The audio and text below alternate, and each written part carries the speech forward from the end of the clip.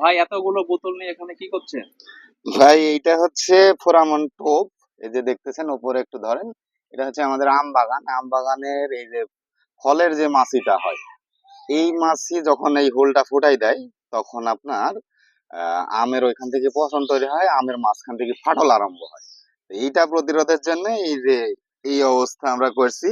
কিছুক্ষণ আগে যেটা আমরা তৈরি করেছি, এই দেখেন এই অবস্থা। এরকম ভাবে মাছিগুলো পড়ে আস্তে আস্তে মরে যাবে। তবে মরে যাওয়ার জন্য অবশ্যই এই যে ডিটারজেন্ট পানি যেটা আছে, এইটা এর মধ্যে অল্প পরিমাণে, মানে এখান থেকে এই জায়গাটায়